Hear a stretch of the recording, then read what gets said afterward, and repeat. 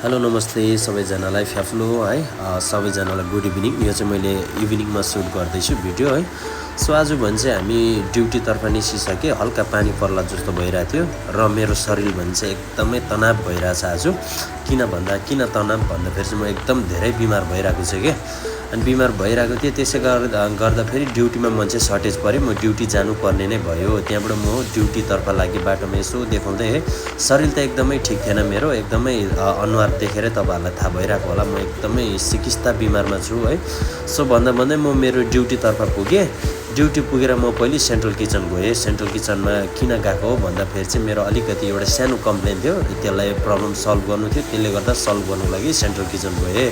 त्यहाँबाट त्यो सकेर चाहिँ यस्तो बाहिर वेदर देखाउँ भनेको त अहिले गरम भन्ने धेरै चिज छ, त्यो कारणले गर्दा म एकदमै बिमारी छु, मेरो आँखाबाटै चिन्नु भयो होला। अनि त्यति भन्दै म मुनि डाइनिङ हलमा झरेँ। डाइनिङ हलमा झरेको बहिनी त एकदम अलिकति ऊ पनि बिमारी भइरहेको रहेछ। त्यहाँबाट किचनभित्र इन्ट्री भएँ। म किचनभित्र इन्ट्री भएको त मेरो निरज भाइ एकदम खुसी भयो। अनि मेरो भाइहरू सबै मजाले काम गरिरहेको थियो, अर्डरहरू फटाफट निकाल्दै रहेछ, हल्का बिजी चलिरहेको रहेछ है। अनि मैले यो भाइ चाहिँ जहिले पनि सेप तपाईएर त खुसी लाग्यो नि है, तेरो भिडियो बनाइदिनु भएको भनेर ऊ पनि खुसी भयो। त्यहाँबाट हाम्रो शर्मिला सेप आएको 2 दिनमै एकदमै राम्रो खाना, एकदम पर्फर्मेन्स राम्रो दिनु थालेको छ। सँगसँगै उमा नानालाई मैले भनेको तपाईँलाई डेली मेरो भ्लगमा ल्याइन्छ, मेरो भ्लगै चल्दैन भनेर भनेको, हाँस्नु भयो।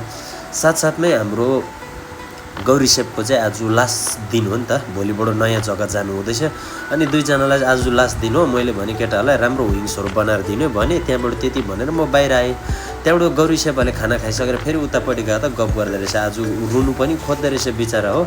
अनि उसलाई किनकि आफूले काम गरेको जग्गा छोडेर जाँदा मन त दुख्छ उता रुनु थाल्यो, भिडियो बनाइदिएको त हो। भाइहरू हाँस्यो। त्यहाँबाट दाइलाई पनि मुसुक्क हाँसेर लाइक गर्नु भन्नु त भनेको, लाइक भनेर मुसुक्क हाँस्नु भयो। त्यहाँबाट भित्र फेरि हल्का 1-2वटा अर्डर आयो। अर्डर आउने बित्तिकै भित्र गएको त भाइले बिबिम्याप सेटअप गर्दै रहेछ। मैले भने भाइ ग्लोभ्स लगाएर काम गर्नुहोस् है, यसरी गर्नु हुँदैन भनेर मैले भाइलाई सम्झाएँ। सरी सेप अबदेखि गर्दिनँ भनेर भन्यो। अनि त्यति भन्दा भन्दै अहिले म चाहिँ मास्कहरू किन लगाएको छु भन्दाखेरि चाहिँ मेरो एकदमै शरीर एकदम उयो भइरहेको छ, तनाव भइरहेको छ, त्यसले गर्दाखेरि मैले लगाएको हो।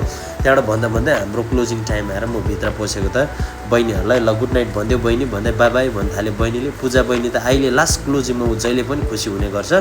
अनि मेरो भाइलाई पनि गुड नाइट भन्दै भाइ भनेको त भाइ एकदम मुस्कुराउँदै, किनकि ऊ चाहिँ यस्तो भिडियोतिर बोल्नु धेरै नै लजाउँछ है। लजाउँदै ल सबैजनालाई गुड नाइट भन्दै म चाहिँ बाहिर निस्केँ। ड्युटीबाट बाहिर निस्केँ एकदमै है। म चाहिँ अहिले तपाईँहरू नि एकदम राम्ररी बस्नु होला, अहिलेको यो वेदर एकदम खराब छ, म एकदमै बिमारी छु। सो गाइज यति भन्दै म पनि बिदा लिन चाहन्छु। बाई बाई, अर्को भ्लगमा भेट्नेछु है।